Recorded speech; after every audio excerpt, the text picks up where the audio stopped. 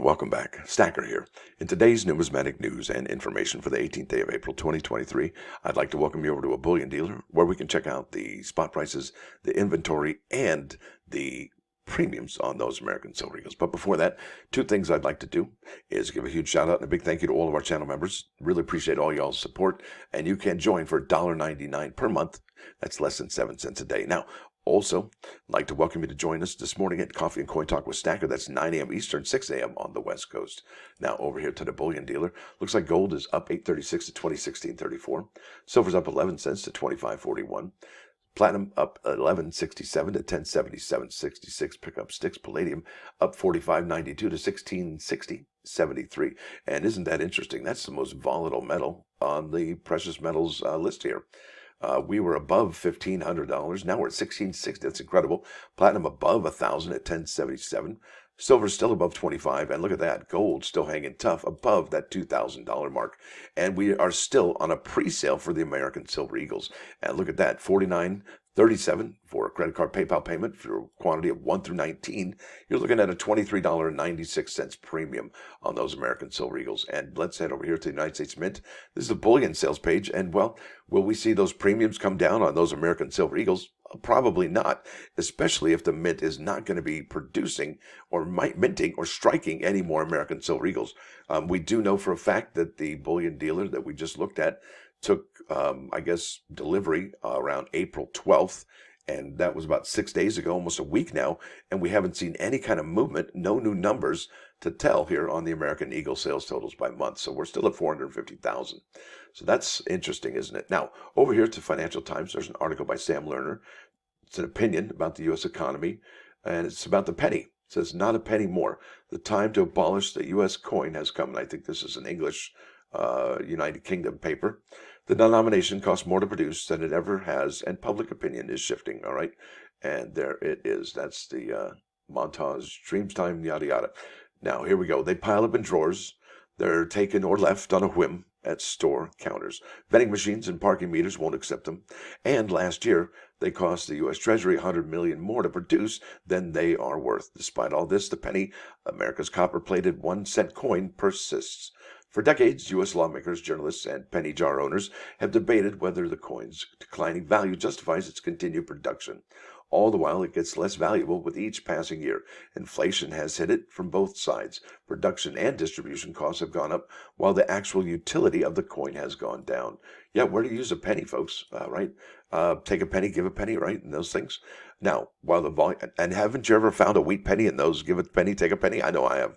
While the volume of cash transactions may be declining, the penny has never cost more to produce than it did in 2022, at 2.72 cents per 1-cent coin. Meanwhile, it's now worth just 80% of its value back in 27, and that was the last time a major legislative effort to phase it out was introduced, all right? That is super interesting. Now, it says here penny production cost the Treasury more than $100 million last year, and it does show you the centerage and the production costs. And I would imagine the Mint could actually decrease some of the production costs by selling those U.S. Mint directly, at least Lincoln cents directly from the United States Mint, not just in bankrolls. Because let's face it, yes, the United States Mint is selling, it seems, circulating quality, bank wrap roll type quality coins through their website. And that's kind of a bummer in the summer. But that's the way it goes for now. And I don't know that that will actually persist going forward. Now, it says here, that bill was called the Currency Optimization, Innovation, and National Savings, or the Coins Act. And it would have stopped production of pennies for 10 years, followed by a study of the repercussions of that production stoppage, right? Now, it also proposed reformulating the metal composition of the nickel or 5-cent coin and swapping the dollar note for a coin. Now, we know for a fact that the United States Mint has looked into reformulating these the metal in the coinage that our circulating coin has, and they're looking at manganese, lots of different manganese formulas. So that's really interesting. Now, what's also interesting is that they were talking about swapping the dollar note for a coin, and I don't know that many Americans really like dollar coins. Not that much, right? So it says here the Nonpartisan Government Accountability Office, that's the GAO, estimated that the changes to small coin production would save hundreds of millions of dollars, but was skeptical of changes to the dollar. The bill never went anywhere. All right. The last time the United States successfully eliminated a denomination of currency was back in 1857 when it got rid of the half-cent coin. The Coinage Act of 1857 discontinued its production at a time when it was worth far more than the modern penny is. And that says here's a nice little chart, and I will leave a link in the description for this particular article. That way you can check out these charts and graphs. At the time the U.S. half-cent coin was eliminated in 1857, it was worth more than 17 cents today. And we're like 3 cents today, right, for the other one. Perhaps the most vocal advocate for keeping the penny is Americans for Common Sense. I'll show you that website here in a second. A lobbying group whose funders, that's right, people who give them money, include Jarden Zinc Products, a company that produces and sells coin blanks to the United States Mint. I think they sell, well, they're the only seller of Lincoln cent coin blanks to the United States Mint, right? That's their biggest, cash cow, I would imagine. The lobbying group owns polls, group's own polls show up periodically in the news, always concluding that the penny remains popular with a slim majority.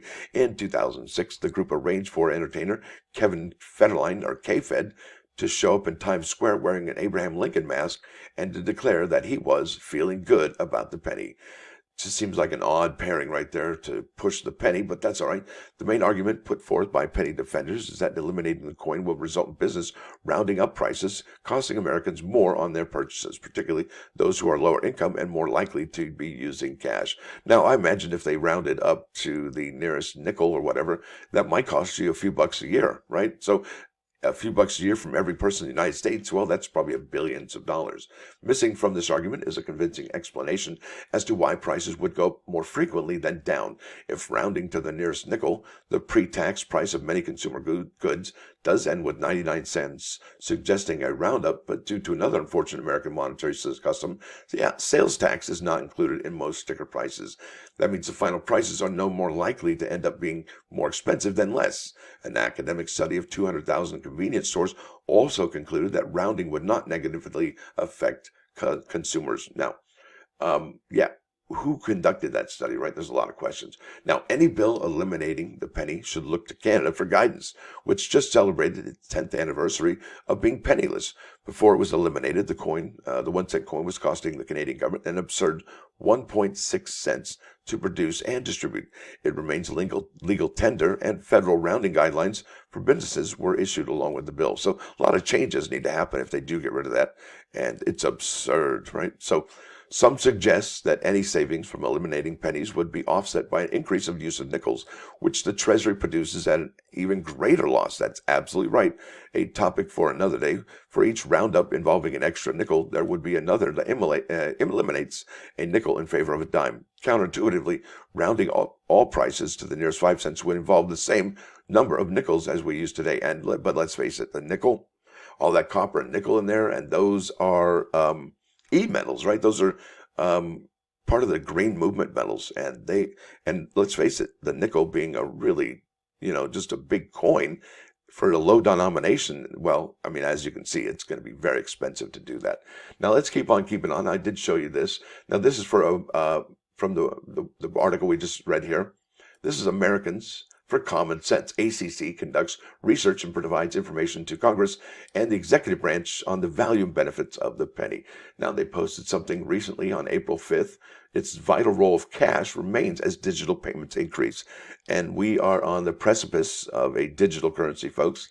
I don't think it's a matter of if, but it's a matter of when, all right?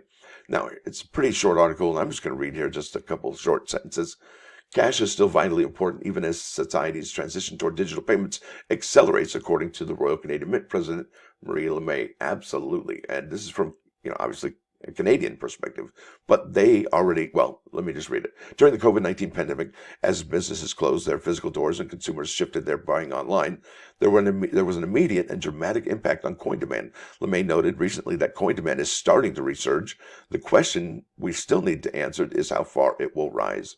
Now, even as we enter a world where we're seeing an increase in digital payments, LeMay said Canadians also value having access to physical money. 2/3 of Canadians surveyed reported using cash within the last month. This trend parallels coin use trends in the United States, where over 60% of Americans said their weekly purchases are paid for using cash, according to a Pew Research study. I don't think we'll ever see a situation where people just use credit or debit cards, said American for Common Sense executive director Mark Weller. About 85% or no, 25% of U.S. households are either unbanked or underbanked, typically those with lower incomes who lack the minimum balance to open checking and savings accounts.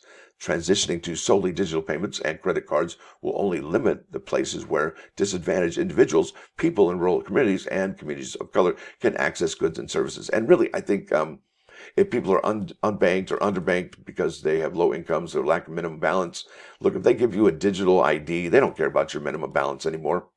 The Canadian Mint president also noted that Rogers Communications' internet outage in the summer of 2022 that took down the Interact payment network proved the value of a reliable physical currency. Absolutely, folks. If there's no power, there's no money, right? That's huge. That's huge. She said the Royal Canadian Mint is equipped to scale up very quickly if a natural disaster or some other unforeseen event led to a dramatic increase in demand for cash. Common Sense Weller agreed that cash ensures economic stability. Digital payment systems are vulnerable to blackouts, technical glitches, and cyber attacks that endanger individuals and societies to an immediate economic collapse. That's huge. Think about that. And, how many other mints are, ready to scale up production of coinage if something were to happen? Now, cash can't be hacked. Cash also serves as a fallback solution in times of financial calamity. Is that coming or not? Weller added many Florida restaurants and gas stations accepted only cash in the wake of Hurricane Ian in September 2022. These businesses needed electricity and an internet connection, which we didn't have, right? Which did not exist or was unreliable to process payments and track sales. Folks, if that's not a reason right there, I don't know what is going to convince you. Cash demand skyrockets during crisis. Be they man-made or natural disaster. We shouldn't abandon the infrastructure that supports the economic stability of cash in Canada or the United States and a vital role of cash and coin play in our economy. That's huge. That's a big deal. Now, let me keep on keeping on. I'm running out of time. And this is Americans for Common Sense, and it talks about this organization a little bit more. And this talks about Jarden Zinc products, and that's huge. They've been manufacturing continuous casting zinc strips since the late 1800s. The company is a subsidiary of One Rock Capital. The company is most notable for being the sole manufacturer of planchets used in the production of the United States penny. And it's also the manufacturer of Zinc Secure, based Ukrainian 5 and 10 coins. So that's really cool. But look, just think if the Mint sold these pennies, these Lincoln cents, whatever you want to call them, on the secondary market on their website, they could get a lot more than 3 cents per coin. Look at that. One coin, $1.30. Yeah, have you seen a roll of these? They're about $10. Look at that. $4 shipping. Yeah, that's pricey. Now, let's get to those plus ones, folks. Bam. There we go. Whoops. Hey, it's back. This is Proverbs 28:4. And something happened on the internet yesterday when I was on Facebook, and I was like, who is this guy? What a jerk. Well, anyway, this is Proverbs 28:4. Those who forsake the word praise the wicked, but the keepers of the word contend with them. And I think that what that means is that, basically a person who has once learned, the word, but has abandoned that word for their learning is probably the worst of all, because they use that knowledge against the people who are trying to learn or trying to stick with the program. And it's just ugly. Anyway, that's sad that they use it against them. You ever have somebody use your own information or whatever weaknesses you have against you? Yeah, that sucks. Now let's head over here to 99.9 KOIN Coin News Radio. This is Stairway to Heaven, and it's in 4K. It's Led Zeppelin, and it's got subtitles in Spanish and English. That's cool. And I hope y'all dig it. That's a really cool song. Lots of good stuff. It is in 4K, so you're definitely going to hear some full-bodied sound. And it might take a minute to load up if you don't have an awesome internet connection. So there it is, folks. I want to thank y'all for watching. Thanks for dropping by. Don't forget to hit that like button. And if you do like what you're hearing, please subscribe to the channel. It's free. And do consider joining. It's $1.99 a month. Stacker out.